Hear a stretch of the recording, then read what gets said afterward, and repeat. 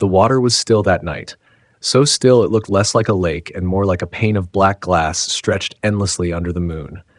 No ripples, no waves, no current. Just silence, as if the world itself had been paused. In that silence, two figures drifted out across the surface, their small aluminum boat carrying them farther from the shoreline, farther from safety, farther from everything they thought they knew. Their names were Matthew Cole and Jason Rivera, both 22. Both born and raised in the quiet, wooded town of Marlow, Wisconsin, a town where neighbors knew each other by name, where Friday night meant bonfires by the lake, and where life moved with the slow, predictable rhythm of the seasons. Neither of them could have guessed that this night, this ordinary night on calm water, would end with their names whispered in fear, and their absence echoing like a wound through the entire community. It was late June, the kind of early summer night where the air is warm but carries just enough of yesterday's storm to smell of wet soil and pine. The grass along the lake still held beads of water that shined faintly in the dim light, and the scent of mildew drifted from the shoreline reeds. The town was asleep. The only sound was the faint hum of insects, their chorus carrying thin and shrill through the trees like distant static. Matthew and Jason had grown up together.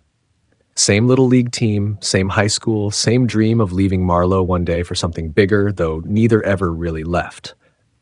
After graduating, Jason worked construction jobs around town while Matthew took shifts at the local hardware store. Their lives weren't remarkable, and that was the point. They found comfort in the ordinary. They didn't chase danger, didn't look for trouble. But sometimes, trouble finds you in places you least expect. In the calm, in the silence, in the illusion of safety. The two friends had taken the boat out after dark, something they'd done many times before. Jason's uncle owned the old aluminum fishing boat, and whenever the night was warm and the moon was high, the two of them would push it into the water and drift until their voices became whispers on the open lake. They said it made them feel weightless, untethered from the world, as if the dark water carried them somewhere beyond the boundaries of Marlow. But this night, the lake felt different. Neighbors would later recall that the air seemed heavy, thicker than usual. A strange chemical smell lingered near the water like diesel mixed with rust. Dogs on the eastern bank barked long into the night and no one knew why. It was subtle, almost forgettable, until the morning came and the boat was found adrift, empty. No one would ever see Matthew or Jason alive again. Earlier that evening, they'd been seen at the gas station on Willow Creek Road. Security footage caught them laughing at something only they seemed to understand. Matthew leaning on the counter as Jason grabbed 2 bottles of soda from the cooler.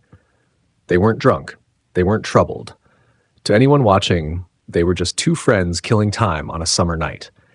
But there's something unsettling about the footage now, watching it with the knowledge of what came next. The ordinary details, the crunch of gravel under their tires, the flicker of fluorescent light, the faint ding of the store door opening, all feel like echoes from a life about to be erased. By 10:15 p.m., their car was parked near the lake's boat ramp. Tire tracks confirmed this later, and a fisherman recalled seeing 2 figures pushing a small boat into the water. He noticed nothing unusual other than the strange hush that seemed to swallow even the sound of their oars dipping. The water was so flat, so unnaturally still, that it seemed to absorb every movement instead of reflecting it. The lake itself was wide, stretching more than a mile across at its deepest point. Locals described it as unpredictable. Some nights it felt alive with wind and waves, and other nights it was so silent you could hear the creak of your boat's bolts. Folklore clung to its shores. Tales of drowned settlers, lights that moved under the water, voices that carried farther than they should have. Most people laughed them off, just stories to scare kids. But stories often begin somewhere real, even if no one wants to admit it. At midnight, a woman living near the North Bank reported hearing something. She later struggled to describe it. Not quite a shout, not quite an echo. Something between a human voice and the low groan of metal. It lasted only a few seconds, then the silence folded back in, heavier than before. She ignored it. People hear things near the water all the time, but later, when the news broke, she admitted that whatever she heard made her skin crawl. By morning, The boat was found about half a mile offshore. Its bow bumped gently against the surface, knocking hollow against nothing, as though tapping out a question no one could answer. Inside were 2 life jackets, a flashlight, and one of the soda bottles from the gas station, half empty. What wasn't inside were the boys. The sheriff's office was called. Volunteers gathered. The first search began within hours. Boats fanned out across the lake, their motors buzzing against the suffocating quiet. Divers slipped beneath the surface, flashlights cutting through green-black water clouded with silt. Helicopters traced circles above, the whine of their blades mixing with the drone of insects on the banks. But the lake kept its secret. Day after day, they searched. The sun rose and set over Marlow, painting the water gold, then red, then black again. Families gathered at the shoreline, holding hands, whispering prayers. Mothers brought food, fathers dragged searchlights to the pier. Everyone waited for something, anything, to break the silence. But the silence never broke, and that was when unease began to seep in. This wasn't a drowning, not in calm water, not with 2 young men who knew the lake like the back of their hands. Where were their bodies? Where was any trace of a struggle, a sign, a clue? People began to whisper that something else had happened, something beyond accident, beyond explanation. And 10 days later, a drone changed everything. The drone lifted into the air with a faint mechanical whine, its blinking lights cutting against the overcast sky. It wasn't part of the official search. By this point, the sheriff's office had scaled back their efforts, claiming the lake had already been combed, and nothing more could be done. But locals weren't ready to stop. One of Jason's cousins, a hobbyist with a camera drone, decided to fly it over the water, hoping to catch something, anything the divers and boats might have missed. The footage would later be described as ordinary until it wasn't. The drone hovered, scanning the surface, its camera gliding over the glossy black water. Trees crowded the shoreline, their reflections bleeding into the stillness like ink. The operator moved slowly, deliberate, letting the drone trace paths across coves and inlets where search teams hadn't ventured deeply. And then it appeared.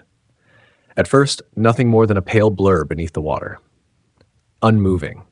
Just a distortion under the glass-like surface.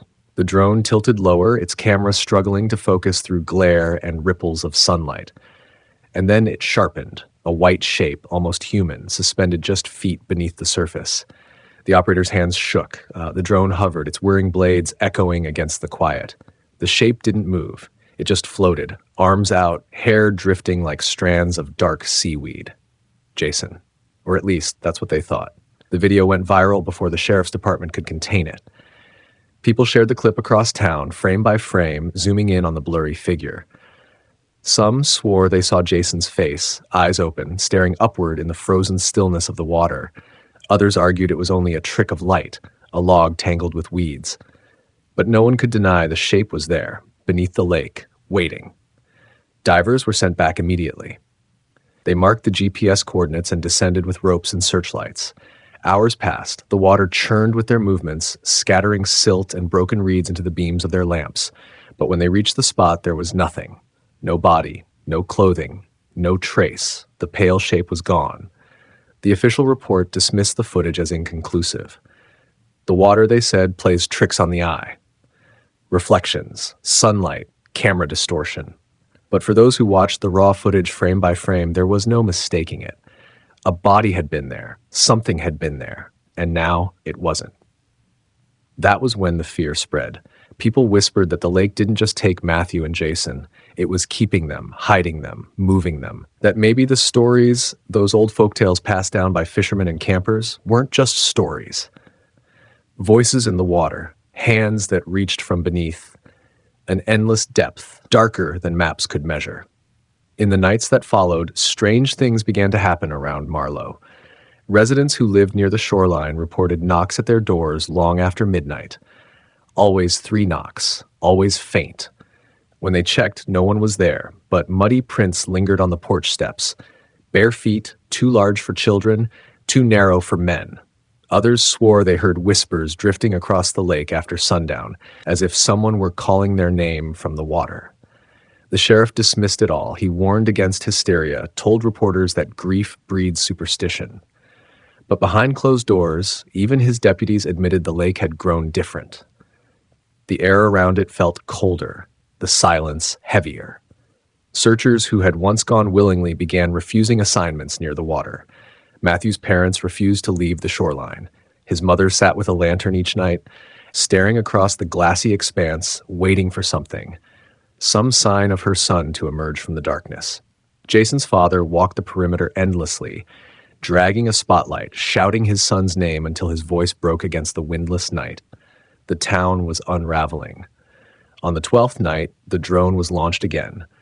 This time, not by family, but by a group of college students chasing the viral fame the first footage had sparked. They flew it higher, covering more of the water, laughing at first, but falling silent as the camera swept across the northern inlet. The image jolted, blurred, and then there it was again. Not one shape this time, but two, suspended just below the surface, side by side, pale, motionless, almost perfectly still, as if waiting. The students screamed. The footage cut out in static, but the images remained. Two forms captured for a handful of seconds before dissolving back into nothing. By the time searchers reached the inlet, they found only still water. No movement, no disturbance, nothing but reeds swaying faintly against the shoreline, though no wind blew. Denial was collapsing into panic. People began avoiding the lake. Shops near the water closed early, fishermen refused to cast their lines, and children were forbidden from swimming, even in shallow water. But avoiding the lake didn't stop what came next. Strange smells drifted into town, a stench of rot and swamp water, strong enough to wake residents from sleep. It seeped through open windows, lingered in the hallways, clung to clothing. People swore it came from the direction of the lake, carried on invisible air. Dogs barked through the night, staring at darkened corners as though something unseen moved there. The sheriff's office tried to keep order, but fear doesn't obey curfews. Whispers spread faster than facts. Some claimed the boys had been taken, not drowned, not lost, but claimed by something beneath the water. Others said it was punishment, that the lake had always been hungry, and now it wanted to be fed. And through it all, the families refused to give up. Jason's cousin replayed the drone footage endlessly, freezing frames, enlarging pixels, convinced he could make out their faces in the blur. Matthew's younger sister swore she saw him standing by her window one night, dripping wet, his eyes wide, his lips moving as if whispering a word she couldn't hear before vanishing into nothing. The search was no longer about recovery. It was about survival, about resisting the growing sense that the lake itself had become a living thing, a predator, with patience deeper than any human grief. What no one knew was that something far worse was waiting, a discovery that would turn whispers into screams and silence into something unbearable. The morning of the 17th day began gray, with a mist that clung stubbornly to the lake. It rolled low across the water, swallowing the shoreline until trees looked like half-burned matchsticks dissolving into smoke. The air was damp, heavy with the metallic taste of rain that never fell. Searchers had dwindled to only a handful, family, friends, and those too stubborn to let silence be the final word. It was Jason's father who made the discovery. He'd taken his own small boat out just after dawn, refusing to wait for deputies who told him to stand down. His flashlight cut across the mist, its beam fractured by droplets of moisture suspended in the air. For hours, he drifted. The motor sputtered, then died, leaving him with nothing but oars and the hollow slap of water against aluminum. Then, something struck the side of his boat. It was faint at first, no more than a soft knock.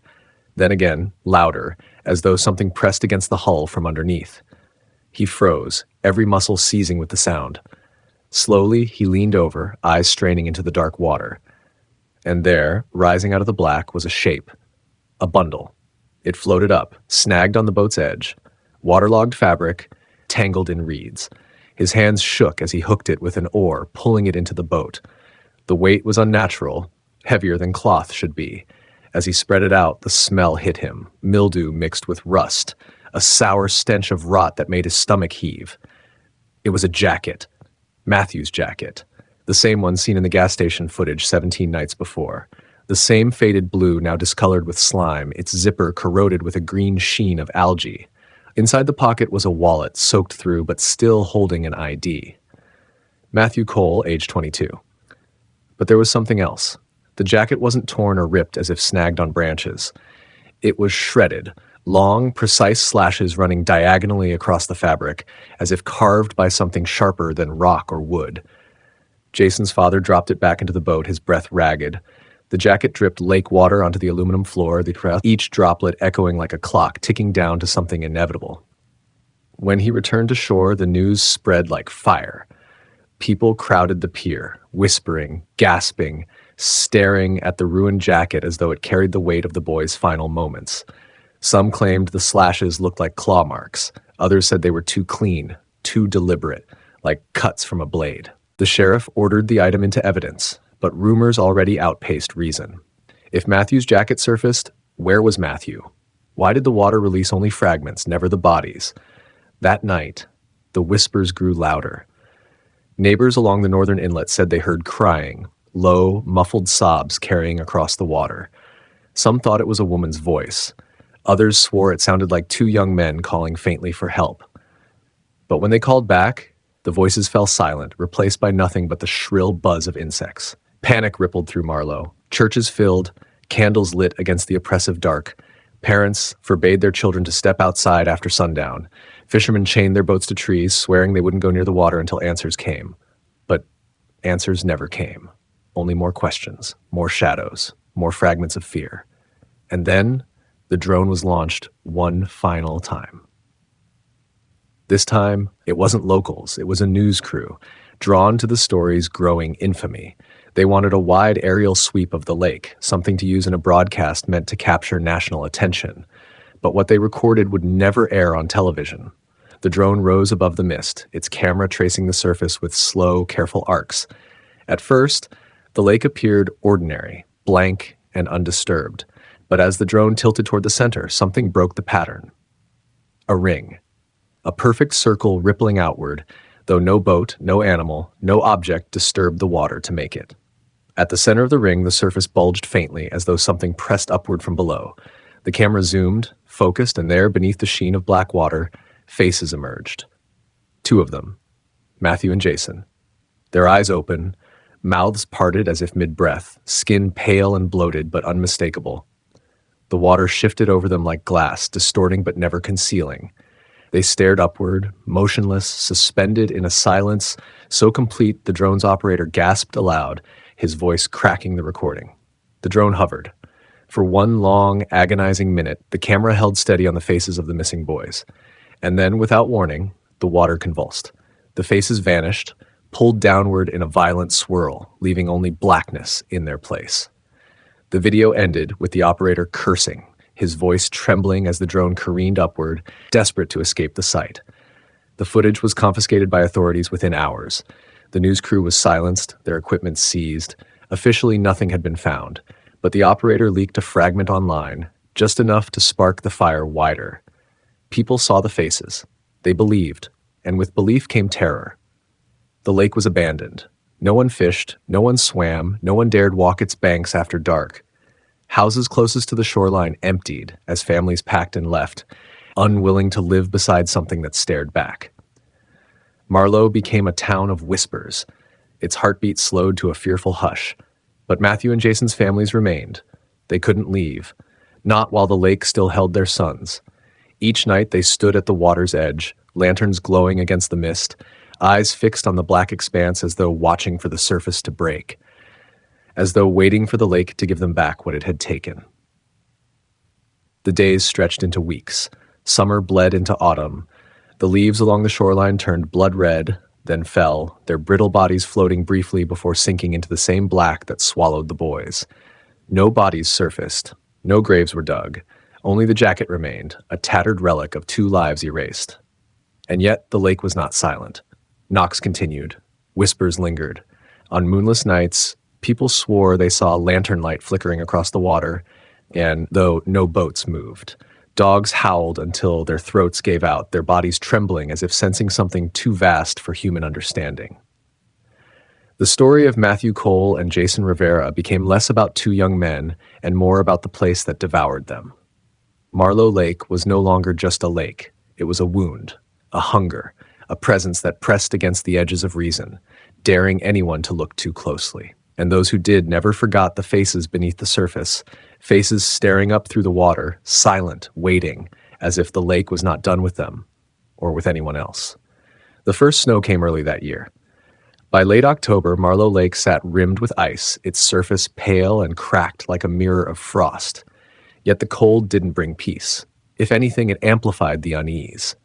The water no longer reflected the world around it. It seemed to swallow it, drinking in the gray sky and spitting back nothing but void. People avoided the lake entirely now. The trails were deserted, the boat ramp frozen shut, the benches along the shoreline buried in drifts no one bothered to clear. The silence grew deeper, broken only by the brittle snap of ice when it shifted, as though something massive turned beneath it. And then came the night of November 3rd. Matthew's sister, Emily, was the first to hear it. She lived less than a mile from the shoreline, her bedroom window facing east toward the water. At 2:17 a.m., she woke to a sound that didn't belong. Not wind, not snow breaking free from tree branches. It was rhythmic, hollow, 3 distinct knocks. At first, she thought it was at the front door. She held her breath, straining in the darkness, listening. Then it came again. But this time, she realized the sound wasn't outside the house. It was beneath it. She crept from her bed, each floorboard groaning under her weight, down the stairs, through the kitchen, toward the cellar door. She hesitated, hand hovering over the knob. The knocks came again. 3 sharp, deliberate raps from below, as though something waited in the dark earth. Emily fled, screaming, waking the neighbors. Deputies searched the cellar, combing every corner with flashlights, but found nothing. No footprints in the snow outside, no broken locks, only silence. But the sound spread. Within days, more families reported the same phenomenon. Knocks that came from walls, from beneath floors, from inside closets. Always 3, always faint, but deliberate. The sheriff chalked it up to hysteria, a town feeding on its own fear. Yet fear has a way of becoming real when it's shared. By the end of the week, no one in Marlow slept soundly. And then came the smell. It rolled in from the lake, heavier than before, thick enough to choke on.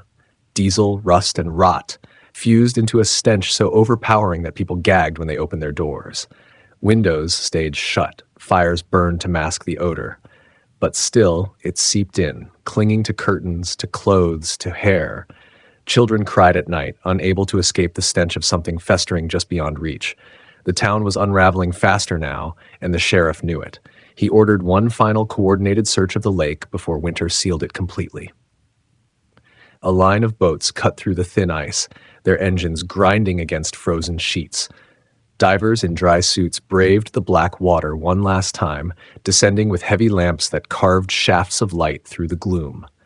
What they found didn't make sense. At the bottom of the northern inlet, less than 30 feet down, the divers discovered a clearing in the silt, an oval patch swept clean as if something had rested there. Around the edges, long grooves stretched outward, marks gouged into the lakebed mud. One diver swore they looked like finger marks. Another said claw marks. Whatever had rested there, it had been large, heavy, and not shaped like a boat. They brought up no bodies, no bones, just fragments of fabric, threads that matched Matthew's jacket, a torn scrap that might have been the sleeve of Jason's shirt. Shredded, slimed, eroded by water. The lake gave them nothing more. That night, Jason's father collapsed on the shoreline, his voice breaking as he screamed into the void. "Give him back!" he shouted. His cry echoed, carried across the frozen surface before fading into the stillness. Some swore they heard something answer, a low moan rising from beneath the ice. Panic turned to resignation. One by one, families packed what they could carry and fled Marlow. Shops closed. Schools shuttered. Houses went dark, their windows staring hollow over the snow. By December, only a few dozen residents remained, most too old or too stubborn to leave the town they'd built their lives in. But even they avoided the lake. No one walked its banks. No one dared, except the families. Each night, Matthew's parents and Jason's father returned to the shoreline, lanterns in hand, faces gaunt, eyes red from sleepless nights.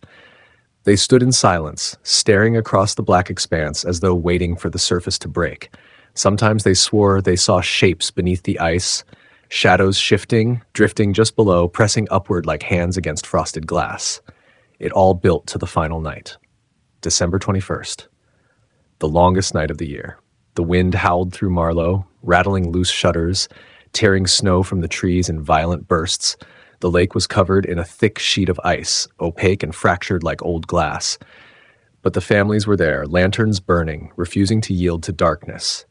At 11:48 p.m., the knocking began, not from their homes, not from the woods, from the lake itself. Three sharp, hollow raps that reverberated across the ice. Everyone on the shore froze. Their breath fogged in the air, their lanterns flickering. Then it came again. 3 knocks. Louder this time. The sound of something striking from below. The families rushed forward, lantern light scattering across the frozen surface. Beneath the ice, faint shapes stirred. 2 figures, arms stretched upward, palms flat against the underside of the ice. Faces pale, mouths moving soundlessly. Matthew and Jason. The parents screamed their names, pounding the ice with bare hands until their skin split and bled. The boys' faces stared up, unblinking, eyes wide and desperate. Then the ice began to crack. Long fissures spiderwebbed outward, groaning under invisible pressure. The lantern shook as the ground trembled. A sound rose from the lake, not water, not wind, but something deeper. A voice. Low, guttural, layered, as though 1,000 whispers had merged into one. It reverberated through bone, through breath, through thought. The families fell silent, frozen in terror. The figures beneath the ice pressed harder, their mouths moving faster, but no sound came. And then, just as suddenly as it began, the shapes dissolved. Gone. The water beneath the ice turned black, swallowing all light. The cracks sealed as though they had never been. The knocking ceased. When morning came, the lanterns were still burning on the shoreline. But the families were gone. No footprints marked the snow, no bodies were found. Only the lanterns, their flames flickering faintly in the cold, as if waiting for someone else to pick them up. Marlow was abandoned within weeks. By January, it was a ghost town. Windows boarded, doors chained, silence reigning over streets where laughter once echoed. Only the lake remained, patient and still, holding whatever truth it carried beneath the ice. They say if you stand on the northern bank on a winter night, you can still hear it. 3 knocks, faint but deliberate. And if you're unlucky, if you lean too close, if you dare to look, you might see faces staring back through the dark water. Waiting. Matthew Cole, Jason Rivera, and the others the lake has claimed since. Because Marlow Lake does not forget, and it does not let go. By spring, Marlow was little more than a memory. Houses sagged under the weight of neglect, their windows boarded and their yards overgrown. The school's playground rusted in silence, swings creaking faintly in the wind though no children had returned. The gas station where Matthew and Jason laughed in their final recorded moments sat dark, its fluorescent lights once extinguished.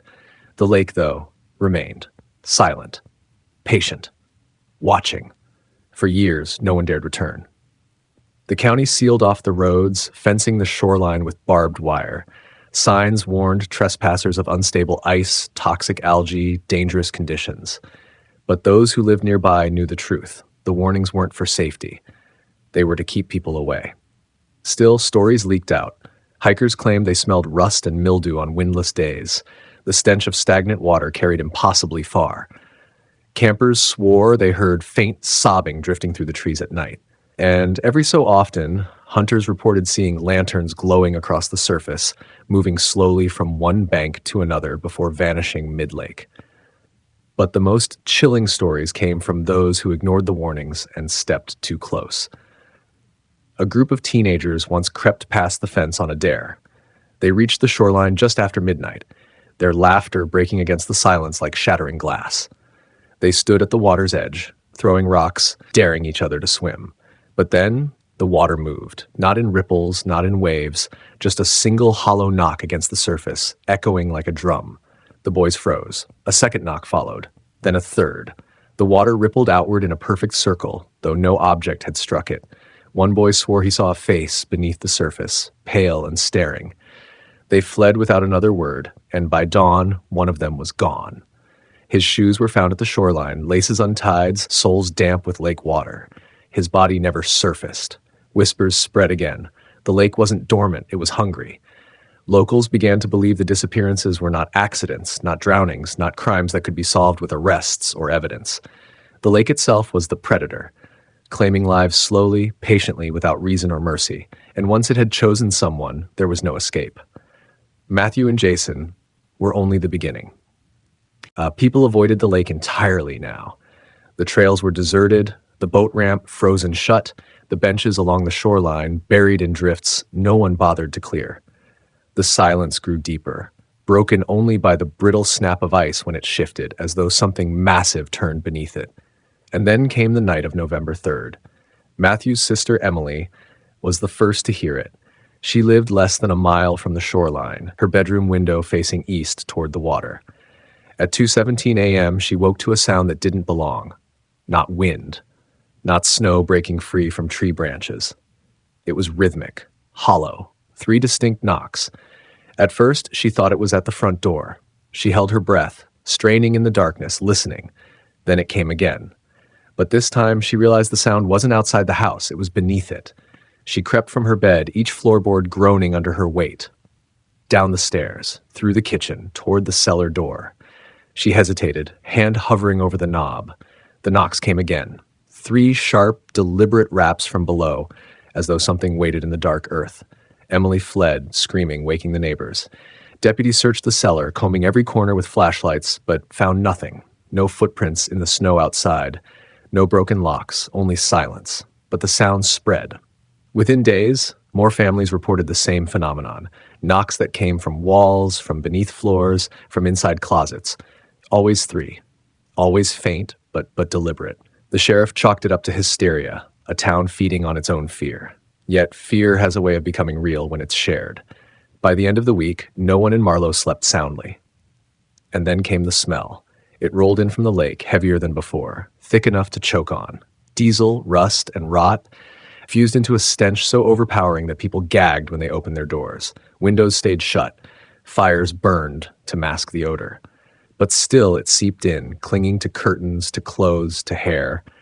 Children cried at night, unable to escape the stench of something festering just beyond reach. The town was unraveling faster now, and the sheriff knew it. He ordered one final coordinated search of the lake before winter sealed it completely. A line of boats cut through the thin ice, their engines grinding against frozen sheets. Divers in dry suits braved the black water one last time, descending with heavy lamps that carved shafts of light through the gloom. What they found didn't make sense. At the bottom of the northern inlet, less than 30 feet down, the divers discovered a clearing in the silt. An oval patch swept clean as if something had rested there. Around the edges, long grooves stretched outward, marks gouged into the lake bed mud. One diver swore they looked like finger marks. Another said claw marks. Whatever had rested there, it had been large, heavy, and not shaped like a boat. They brought up no bodies, no bones. Just fragments of fabric, threads that matched Matthew's jacket, a torn scrap that might have been the sleeve of Jason's shirt. Shredded, slimed, eroded by water. The lake gave them nothing more. That night, Jason's father collapsed on the shoreline, his voice breaking as he screamed into the void. "Give him back!" he shouted. His cry echoed, carried across the frozen surface before fading into the stillness. Some swore they heard something answer, a low moan rising from beneath the ice. Panic turned to resignation. One by one, families packed what they could carry and fled Marlow. Shops closed, schools shuttered. Houses went dark, their windows staring hollow over the snow. By December, only a few dozen residents remained, most too old or too stubborn to leave the town they'd built their lives in. But even they avoided the lake. No one walked its banks. No one dared, except the families. Each night, Matthew's parents and Jason's father returned to the shoreline. Lanterns in hand, faces gaunt, eyes red from sleepless nights. They stood in silence, staring across the black expanse as though waiting for the surface to break. Sometimes they swore they saw shapes beneath the ice, shadows shifting, drifting just below, pressing upward like hands against frosted glass. It all built to the final night, December 21st. The longest night of the year. The wind howled through Marlow, rattling loose shutters, tearing snow from the trees in violent bursts. The lake was covered in a thick sheet of ice, opaque and fractured like old glass. But the families were there, lanterns burning, refusing to yield to darkness.